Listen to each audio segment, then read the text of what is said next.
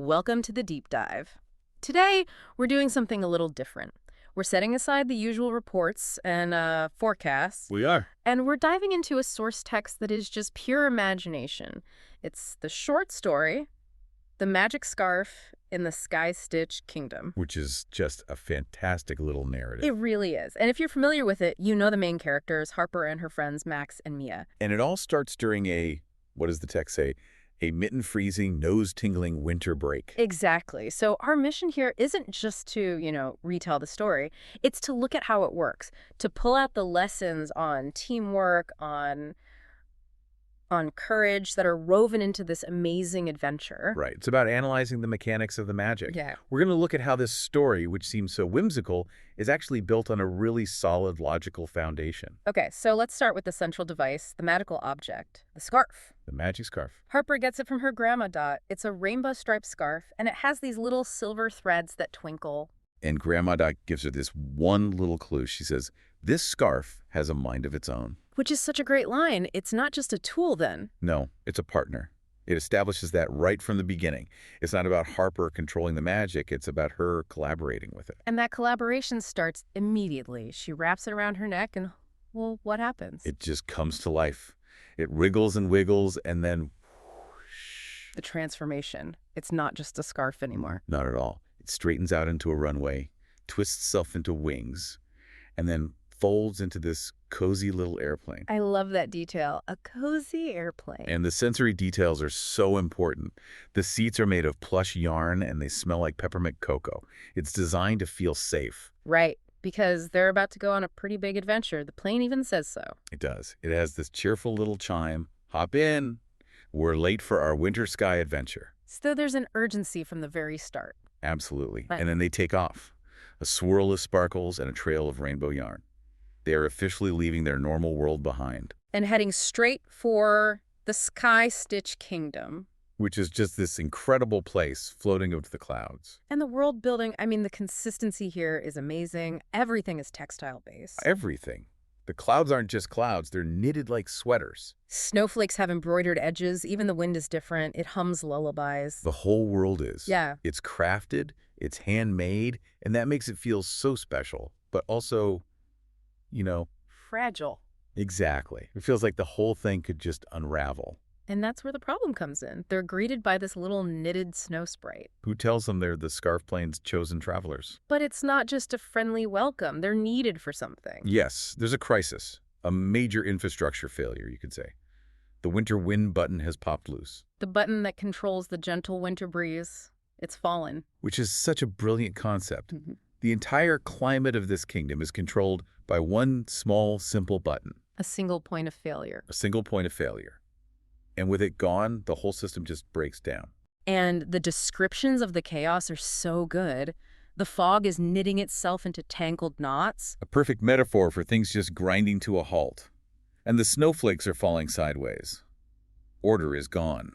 But my favorite detail is the wind. It's not just strong or stormy. Right. It's singing off-key. It's just wrong. The harmony of the whole place is gone. The system isn't just broken, it's discordant. So Harper's response is immediate. We'll help. No hesitation. That's her leadership moment. She just steps up. And the scarf plane is ready. It chimes in with a warning, right? It does. Buckle up. This might be my loopiest loop yet. The mission is on. So the search begins, and it's not an easy search. The environment is complex. Oh, definitely. They're zipping through embroidered cloud tunnels, diving past snow spirals. Soaring over the patchwork peak where everything is glittering with frost sequins. It's beautiful, but it's also a maze. A very cluttered system. It would be so easy to lose something small, like a button. And then they finally spot it. But it's not just sitting there. No, of course not. That would be too easy. It's perched on this bouncing, drifting cloud ball. It's a moving target, basically. A moving target in a chaotic system. And Max shouts, that button is a jumper. Which is the moment they realize just grabbing it isn't going to work. Exactly. The story shows us that first. Max tries to get it by himself. He just leans out and reaches for it. And he fails. He fails. Because individual brute force effort is not the solution here. The system is too dynamic. So this is the pivot. They have to stop and think. They have to come up with a real strategy. A team strategy. This is where the story's core lesson really comes into play. It's not about one hero.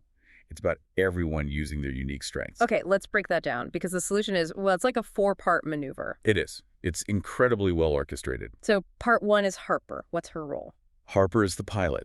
She's all about gentle steering, precision guidance. She has to hold the plane steady in all that chaotic wind. She provides the stable platform for everyone else to work from. Okay, part two, Max. So Max, having failed to grab it, he doesn't just give up. He gets creative. He uses the resources around him. The snow. The snow. He creates a snowball ramp. He's not trying to catch the button anymore. He's trying to control its path. It's a really clever bit of improvised engineering. I love that. He's changing the environment to make the problem solvable.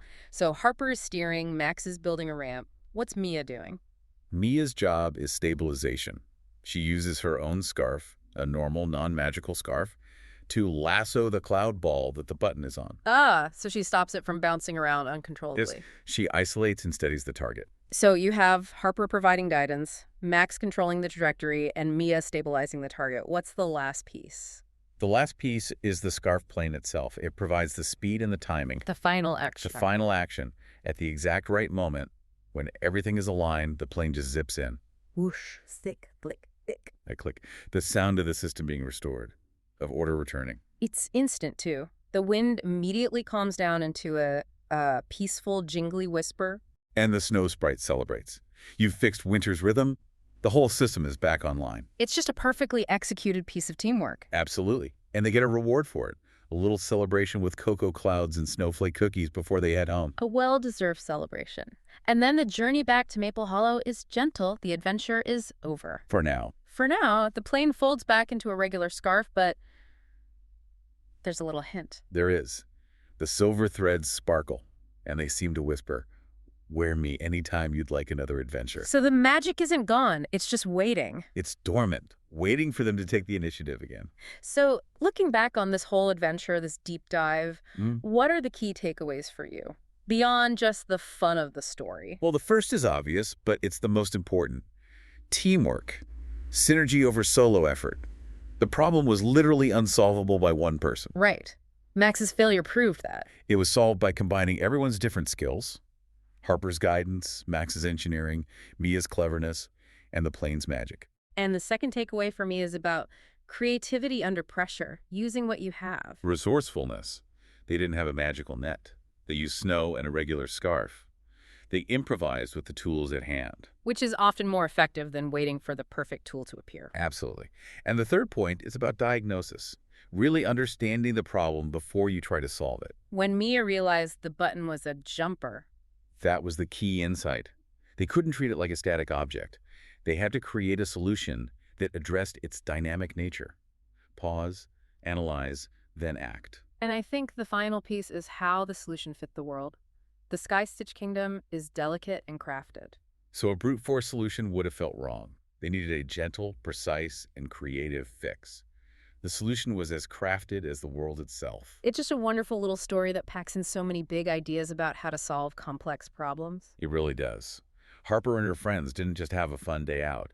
They came back knowing what they could accomplish together. A fantastic deep dive. It shows how even the simplest stories can have, a really strong and elegant structure under the surface. And as we wrap up, here's a final thought for you to consider. Harper's whole adventure started with an ordinary object, a scarf. And the solution depended on another ordinary scarf and some snow. The story seems to suggest that maybe the real magic isn't just in the enchanted object, but in the new way you look at all the ordinary objects around you. So what everyday thing sitting on your desk maybe, or in your kitchen, might hold the key to an adventure or a solution if you just imagined a new use for it. Something to think about until our next deep dive.